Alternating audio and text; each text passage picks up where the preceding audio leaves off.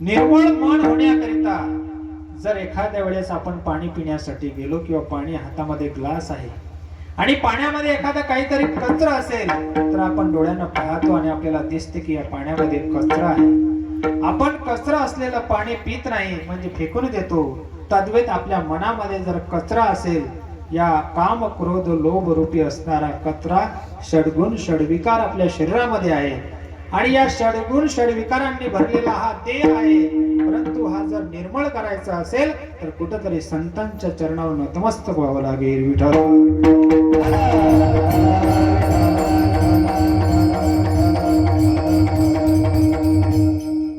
मग संत सुद्धा तेच सांगतात, मन चंगा तो कटो तुम्ही गंगा.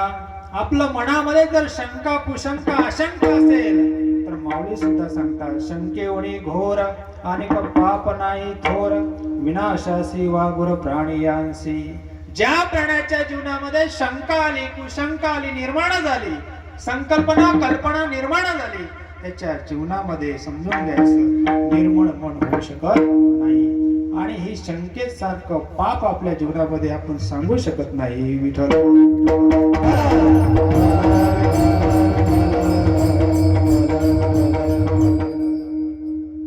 संत सांगतात, आपण जन्माला का आलो, कशासाठी आलो आणि काय करायला पाहिजे, हित ते करावे देवाचे चिंतन हे आपलं सुरू होतं.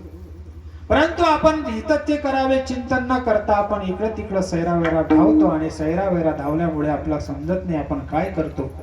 जो जीवन जगतो, संत सांगतात, जो जीवन जगतो प्राणी आहे या पृथ्वी तलावर जो जन्माला आलेला आहे त्या प्राण्याला जीवन या शब्दाचा अर्थ कळणं अत्यंत गरजेचं आहे, काळाची गरज आहे.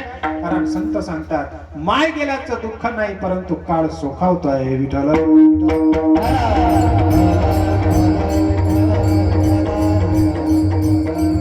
याकरिता उपाययोजना म्हणून आपण अजूनही वेळ गेली नाही समजून घेणं गरजेचं आहे. कारण कोणाचे 30 झाले, कोणाचे 40 झाले, कोणाचं 50 वय झालं, वय जात आहे, शरीराने वय जात आहे. क्षणोक्षणी आपण विचार करायला पाहिजे की नाशिवंत शरीर आहे, जाणार आहे. परंतु या जीवनाचा अर्थ जर आपल्याला कळाला नाही तर आपल्या जीवनाचं हेतू काय, आपण जन्माला का आलो, कशासाठी आलो आणि काय करायला पाहिजे हे सुद्धा कळणं गरजेचं आहे. यासाठी दिलेला अमूलाग्र ग्रंथ स्वरूपानं असणारा ज्ञानभंडार वाङ्मय संतांचं आपल्यासाठी मार्गदर्शक आहे आणि ते मार्गदर्शक आपल्याला जाणीव करून देते. ज्ञानेश्वर माऊलींची ज्ञानेश्वरी सारखा ग्रंथ पवित्र ग्रंथ आहे. तुकोबरायांचा गाथा आहे, नाथ महाराजांचं एकनाथी भागवत आहे, समर्थ रामदास स्वामींचा दासबोध नावाचा ग्रंथ आहे, श्रीमद भागवत आहे. हे आपल्या जन्माचं सार्थक करण्याचं साधन आहे. विठ्ठल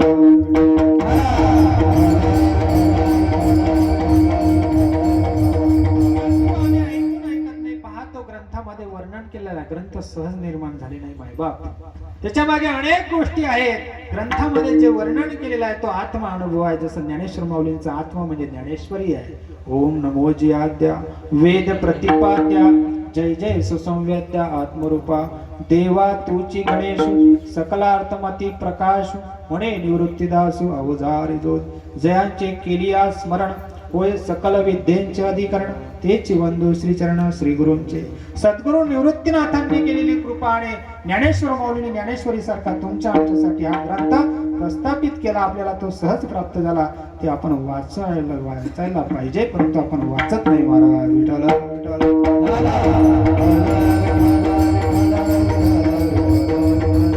ग्रंथामध्ये नेमका काय आहे तर जसं ग्रंथामध्ये पुरावा आहे, जसं कोतवालामध्ये आपण पाहतो तहसीलमध्ये गेल्यानंतर आपण वंशवळ काढतो. आपल्या आजोबाचं नाव काय असेल, पंजोबाचं नाव काय असेल, कोतवाल बुकाची नक्कल म्हणतो. तशी कोतवाल बुकाची नक्कल म्हणजे आपल्या जन्म मरणाचं रहाड गाडं तोडायचं असेल तर तोडण्यासाठी दिलेला संतांनी त्या ग्रंथामध्ये वर्णन केलेलं आहे. आणि तो ग्रंथ सहज निर्माण नाही झाला, त्यासाठी हाडाचे काळ आणि रक्ताचं पाणी त्या महात्म्याने त्यावेळेस केलं. ज्ञानेश्वर माऊलींनी वयाच्या 16व्या वर्षी ज्ञानेश्वरी सारखा पवित्र ग्रंथ तुमच्या आमच्यासाठी सहज उपलब्ध करून दिला. त्यासाठी त्यांना स्वतःच्या आई वडिलांचं देहांत प्रायचित्त द्यावं लागलं. सहज नाही मिळालं, फुकट नाही मिळालं. आणि त्याच्यामुळे तुम्ही आम्ही कीर्तन भागवत श्रवण करतो, अभंग ऐकतो. नव्हे भागवताच्या माध्यमातून तुम्हा आम्हाला एक आमूलाग्र बदल करण्यासाठी मार्गदर्शक केंद्र आहे. विठ्ठल विठ्ठल.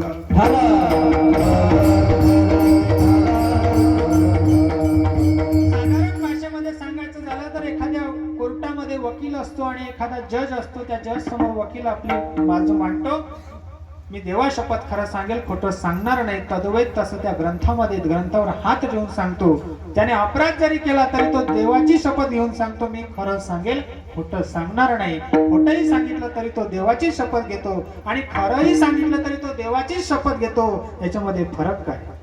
कर्म जरी चुकीचे असले तरी देवाची शपथ घेतो आणि कर्म चांगले जरी असले तरी देवाची शपथ घेतो. याचा अर्थ एकच आहे की चांगला सुद्धा देवाचं नामस्मरण करतो आणि वाईट सुद्धा देवाचं नामस्मरण करतो.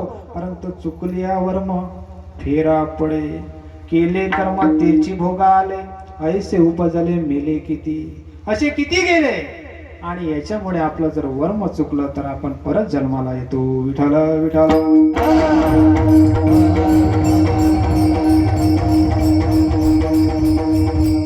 कलियुगात देवदेव म्हणून आपण पाहतो, एक लोटा जल हर समस्या का हल. माझ्या एखाद्या घरी पाहतो आपण, एक लोटा जल एखादी घेऊन ताई असेल, आई असेल, भाऊ असेल घेऊन जातो त्याच्या इच्छाच्या मनोकामना पूर्ण करण्यासाठी. त्यावेळेसही महादेव होते, आताही आहेत, पुढेही राहतील. तुम्ही आम्ही नसणार तेव्हा सुद्धा असणार महादेव. भगवान शंकर जय बोले. आणि भगवान शंकराकडे आराधना करतो की माझ्या मुलाचं लग्न व्हायला पाहिजे. एक आई इच्छा निर्माण करते, एक आई निर्माण करते इच्छा की माझ्या मुलीला चांगलं स्थळ मिळालं पाहिजे. एक इच्छा व्यक्त करतो की एक पत्नी इच्छा निर्माण करते की माझ्या पतीची दारू सुटली पाहिजे. पण का हो, खरंच भगवान शंकर देव जो आहे तो दारू सोडवेल का? नाही महाराज.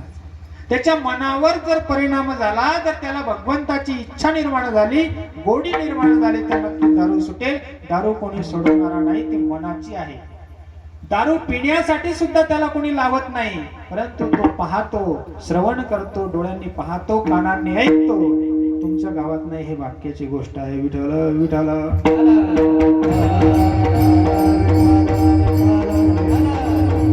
आमच्या खामगावमध्ये बरेच दुकान आहे बरं का, म्हणून सांगून.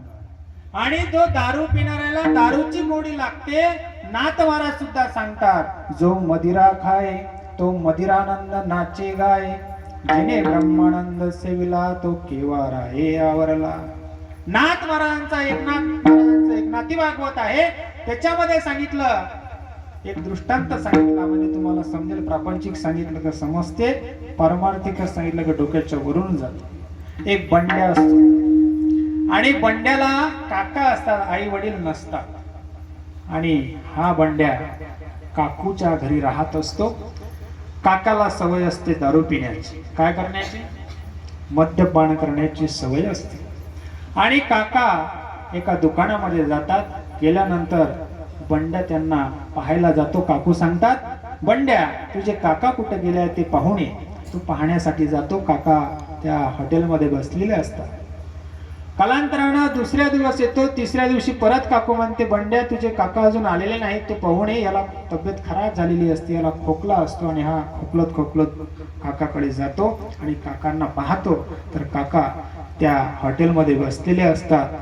अर्धी ग्लासामध्ये आणि अर्धी बॉटलमध्ये दारू असते.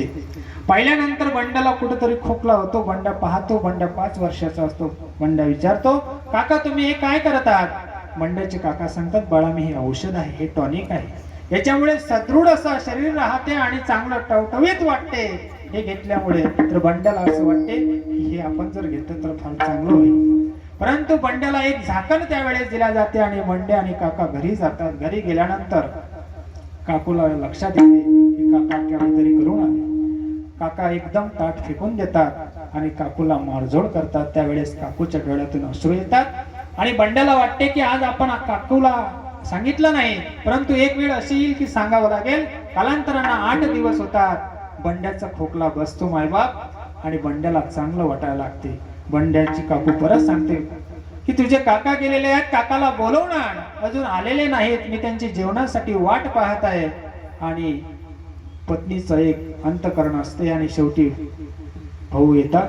अबक दुबक तिबक आल्यानंतर पाहतात तर बंड्या पाहतो तर काय की काकाची अवस्था फार बिकट असते आणि काकूला तो एकांतामध्ये सांगतो, काकू मी काकाला पाहायला गेलो त्या वेळेस काका हॉटेलमध्ये होते, परंतु मला काकाचा धाक होता आणि तुझा सुद्धा धाक होता. मी तुला काही गोष्टी सांगू शकलो नाही, त्यामुळे मला हेच सांगायचं आहे. दृष्टांत संपला, सिद्धांत एकच आहे. नाथ महाराज सांगतात की जो दारू पिल्यानंतर खंब्याला सुद्धा म्हणतो की तो कोण आहे.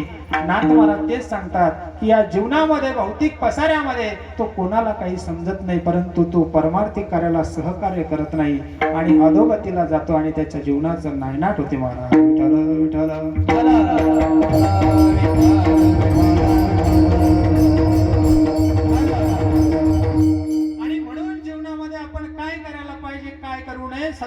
सत्य कर्मावावे साय घातली अभय नरका जाणे चुकेना. जर सप्ताह असेल, प्रापंचिक कार्य करत असताना परमार्थाला 1 रुपये 2 रुपये सहकार्य करणं काळाची गरज आहे. कारण धर्माचे पालन करणे पाखंड खंडन हेच आम्हा करणे काम बीज वाढवावे ना. आणि हे करण्यासाठी तुमचा आमचा जन्म झालेला आहे, परंतु तरी आम्ही समजून घेत नाही. विठ्ठल विठ्ठल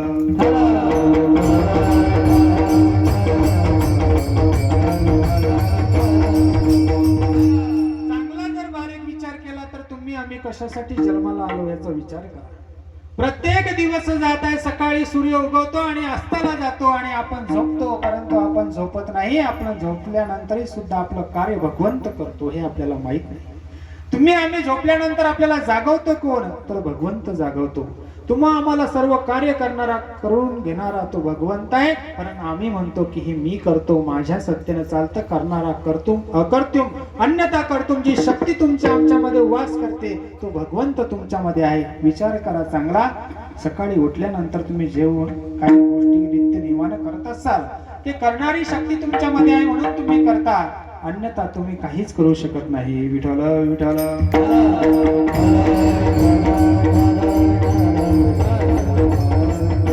मग का हो, आपल्याला देह मिळाला परंतु कळालेला नाही आणि कळून घेण्यासाठी आपल्याला एकमेव जन्म आहे तो म्हणजे मनुष्य जन्म आहे. परंतु मनुष्य जन्मामध्ये माणूस कोणाचं ऐकायला तयार नाही, कोणाचं ऐकायला तयार नाही. एक काळ होता, एक आजीबाईचा काळ होता. त्यावेळेस सुसंस्कार विचार आचाराची प्राबल्यता होती आणि कुठेतरी ऐकत होते. आता कोणी कोणाचं ऐकायला तयार नाही. तू तुझं पहा, मी माझं पाहतो, ही काळाची गरज झालेली आहे. परंतु संत सांगतात जर ऐकलं नाही तर कुठंतरी आपल्याला परत जन्माला यावं लागेल. 83,99,999 योनी फिरून आल्यानंतर मनुष्य मिळालेला आहे.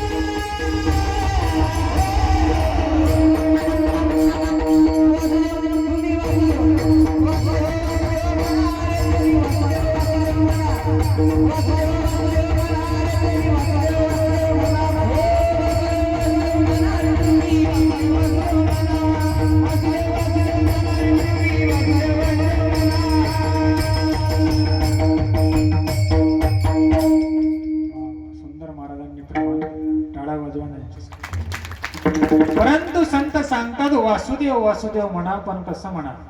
हात हिले न पैर हिले, जीव्यान रटे राम, हम बैठे विश्राम हवारा, भजन करे आत्माराम. माऊली त्याच्या पुढे जाऊन सांगतात, अजपा जपने उलट प्राणाचा, तेथे या मनाचा निर्धार असे. 21,600 वेळा आपला श्वास जातो आणि येतो. या श्वासाची किंमत इतर प्राणी मात्रांना नाही. किती वेळा? 21,600 वेळा. याचा जर तुम्हाला पुरावा लागत असेल तर समर्थ रामदास स्वामींनी ग्रंथामध्ये वर्णन केलेलं आहे. आणि या 21,600 वेळा श्वास आपला जातो आणि येतो. इतर प्राणी मात्रांना या श्वासाची किंमत नाही. माणूस हा बुद्धिवान प्राणी आहे, परंतु तरी सुद्धा माणूस विचार करत नाही. माऊली सांगतात, बुद्धीचे वैभव अन्य नाही दुजे, एका केशवराजे सकळ सिद्धी. बुद्धिवान प्राणी जो आहे तो म्हणजे माणूस आहे, परंतु माणूसाच्या योनीमध्ये आल्यानंतर सुद्धा त्याला कळत नाही. त्याला 7-12 समजतो महाराज. 7-12 काय समजतो? 7-12 समजतो. दुसऱ्याचे बांध कोरणं समजते. 10 रुपयाचे 50 रुपये करणं समजते. दुसऱ्याचे इस्टेट नावानं करणं समजते, परंतु त्याला जन्म मरणाचं रहाड गाड तोडायचं समजत नाही. 7 गुणिले 12 म्हणजे 84 लक्ष योनी फेरा. किती वेळा जन्मा यावे, किती वावे फजित, म्हणून जीव भ्याला शरण गेला विठोबासी. आणि तो शरणागती स्वीकारली की किती वेळा मी जन्माला आलो हे मलाही माहित नाही, परंतु आता कुठं मानवाचा जन्म मिळाला. परंतु कळायचं असेल तर संतांना शरण जावं लागेल. विठ्ठल विठ्ठल.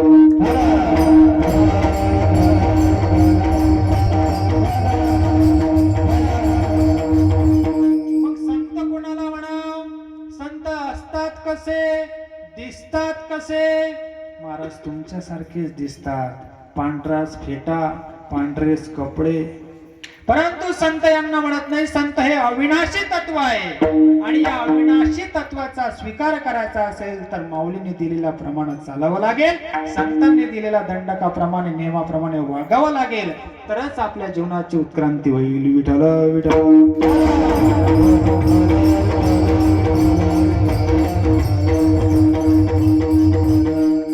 मग माऊली तेच सांगतात.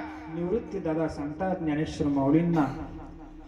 निवृत्ती दादांनी मागणं मागितलं. ज्ञानेश्वरी माऊलींनी निवृत्ती दादाच्या चरणावर नतमस्तक झाले. दादा, या जगामध्ये ब्रह्मविद्येचा सुकाळ झाला पाहिजे.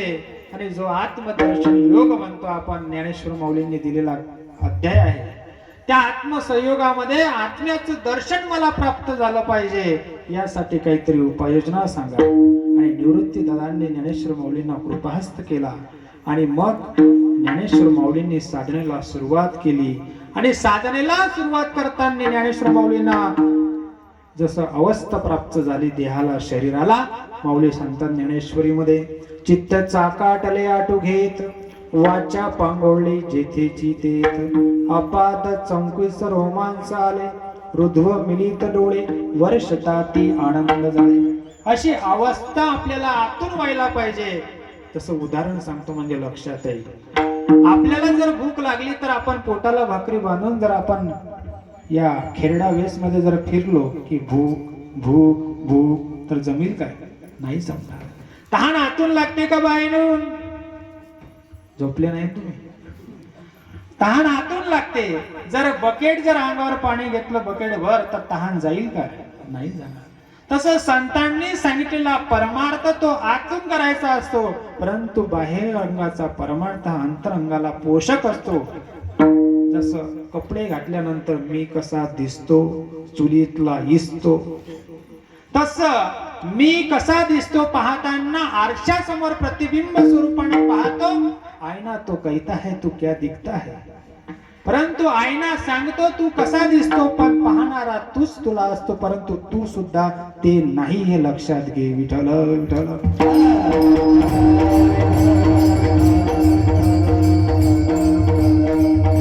देवाने विचार केला की माणूस हा बुद्धिवान आहे, चतुर आहे, विद्वान आहे, ज्ञानी आहे, सगळ्या गोष्टी समजतात. 100 रुपयाचे 1000 रुपये करण्याने व्याजाने देऊन तो करतो, पण परमार्थिक कार्याला सहकार्य करत नाही. शेवटी मग वाईट मार्गाने पैसे जातात, पण तो सत्य कर्माला सहकार्य करत नाही. मग देवाने विचार केला की आता अशी जागा कुठे आहे की आपल्याला भगवंताचं निवासस्थान ठेवावं लागेल, ते शोधावं लागेल. आणि देवांच्या गुरूंना विचारलं बृहस्पती की अशी काय? देव माणूस फार बुद्धिवान आहे, चपळ आहे, विद्वान आहे, ज्ञानी आहे, क्रांतियुग आहे, 21व शतक आहे. अशी जागा कोणती आहे मला सांगा, की माणूस कुठेही जातो आणि शोधून येतो. त्यावेळेस देवांनी विचारलं आणि सद्गुरूंनी सांगितलं, अशी कोणती जागा असेल त्या ठिकाणी मी राहील, ते जागेचं ठिकाण मला सांगा. प्रत्येकाने विचार केला, प्रत्येकाने आपलं मनोगत व्यक्त केलं. मनोगत व्यक्त केलं आणि देवांनी मनोगत व्यक्त केलं आणि सद्गुरूंनी मनोगत व्यक्त केलं आणि देवाने विचार केला, प्रत्येकाच्या ठिकाणी तर राहावं लागेल. घरी जर राहिलं तर लक्षात येईल माणूस हा पाहत आहे, लक्ष देत आहे, निरीक्षण करतो, परीक्षण करतो, अनुभवजन्य देतो आणि मग तो एखाद्याला जर सापडला तर कोणाला देणार नाही. म्हणून त्याने काय केलं, भगवंताचं अंश रूपानं असणारं स्वरूप, जसं माऊली सांगतात, भगवद्गीतेमध्ये सुद्धा सांगतात, मम वंश जीव लोके जीवभूतो सनातन मनषष्टानेंद्रियाने प्रकृती नाम कर्षते. ते माझे अंश रूपानं आहेत, परंतु परमात्मा स्वरूपानं अधिष्ठान आहे. परंतु मी त्याच्या हृदयामध्ये जागा करेल.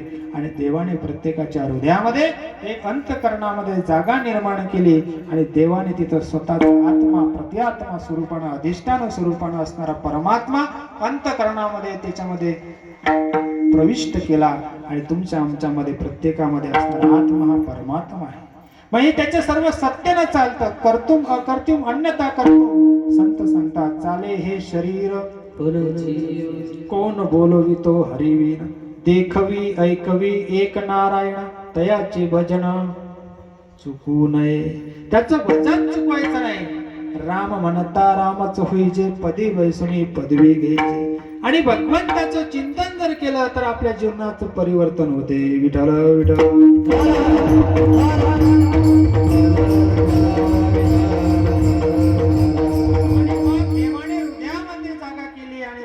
जागा केल्यानंतर माणूस शोधू लागला, कुठं देव, कुठं देव, कुठं देव, कुठं आहे, तो कसा आहे.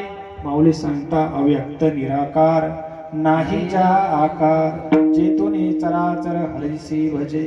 तो अव्यक्त आहे, निराकार आहे, निर्गुण आहे, पण तो कसा आहे तो जर पाहायचा असेल तर संत अभंगाच्या पहिल्या चरणामध्ये देव आहे.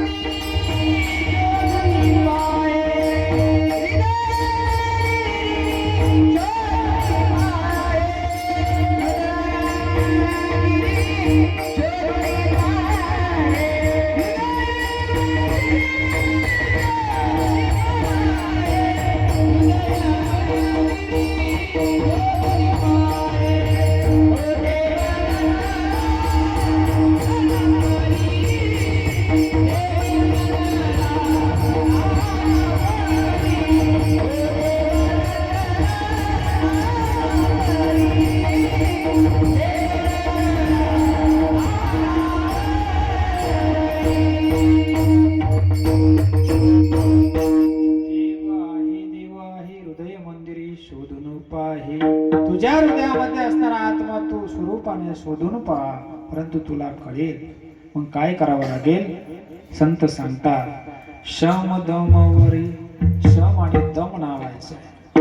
आपल्या शरीरामध्ये असणारे 5 ज्ञानेंद्रिय, 5 कर्मेंद्रिय, मन आणि बुद्धी यांच्या संयुक्त विद्यमान हे शरीर चालते आणि बोलते. चालवणारी शक्ती भगवंताचं स्वरूप आहे, जे चैतन्य स्वरूपानं आहे.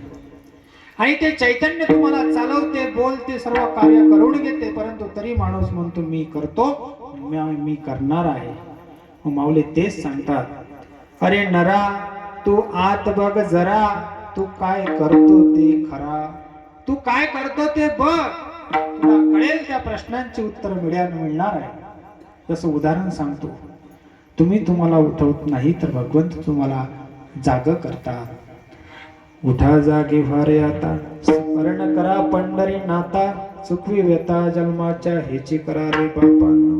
तुमच्या जन्माच्या जर व्यथा जर चुकवायच्या असतील तर कुठंतरी भगवंताचं नामस्मरण करणं गरजेचं आहे. विठ्ठल विठ्ठल.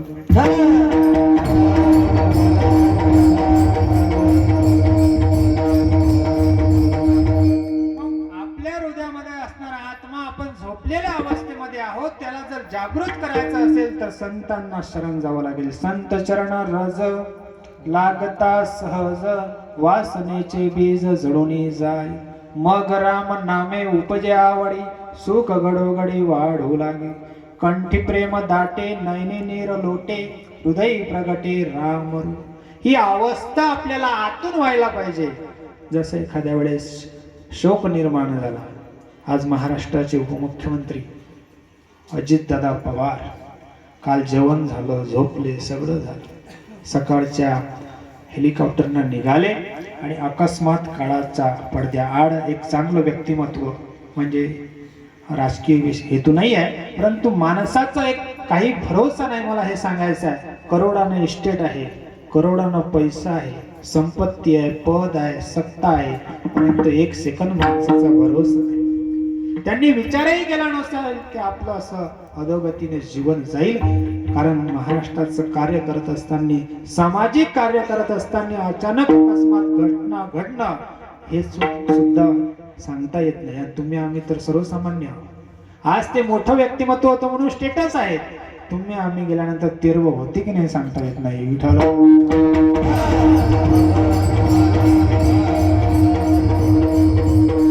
शरीर हे नाशिवंत आहे, जाणार आहे, सगळ्यांना समजते, परंतु अंतरात्म्याला जागृत करणं गरजेचं आहे. संत म्हणतात तुम्ही जागोय असून झोपलेले आहात. त्याचं कारण असं आहे की तुमचा अंतरात्मा जो आहे तुम्हाला तो ग्वाही देत नाही. 83,99,999 योनीमध्ये असणारे संस्कार, मल, विक्षेप आणि आवरण या आत्म्यावर आलेला आहे. ते काढण्यासाठी गुरु करावा लागेल, सद्गुरूला शरण व्हावं लागेल. गुरु करावा बळकट, त्याचे धरावे मनगट, प्रश्न विचारावे 2, तू कोण आणि मी कोण. असा गुरु जर आपल्याला मिळाला, जर जन्म मरणाचं रहाड गाडा जर आपल्याला तोडणारा गुरु मिळाला तर आपलं भाग्य म्हणावं लागेल. अन्यथा आपलं सांगता येत नाही कोण्या गाडी कोण्या स्टेशनवर जाईल. कारण मुंबई सारखं शहर आहे, पुण्यात घर आहे, दागिने डबावर आहे, परंतु आपल्याला काय करायचं काय नाही करायचं हेही समजत नाही, तर आपलं जीवन व्यर्थ आहे. महाराज विठ्ठल.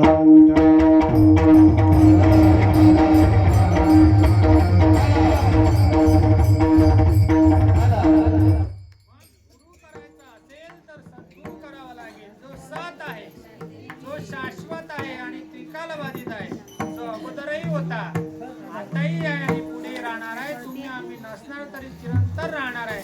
ते म्हणजे भगवंताचं नाम आहे.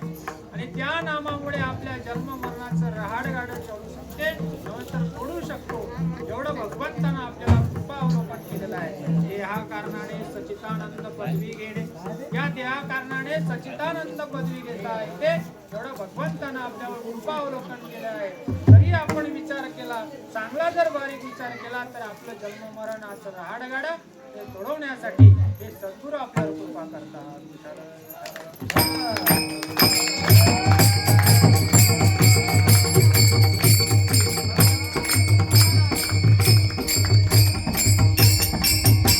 आणि मग गुरु म्हणजे नेमकं काय, तर जो देहाचा घेतला ते गुण दया म्हणतात. जसं प्रत्येकाचा जो गुण असते, जसं गायनाचार्य गायन करतात त्यांचा तो गुण आहे, मृदंगाचार्य आहे त्यांचा तो मृदंग वाजवतात. थंडीच्या दिवसामध्ये आळंदी क्षेत्रामध्ये त्यांनी ती साधना केलेली आहे आणि त्या साधनेचं ते मोल अनमोल असा हिरा म्हणजे मृदंग वादक आहे.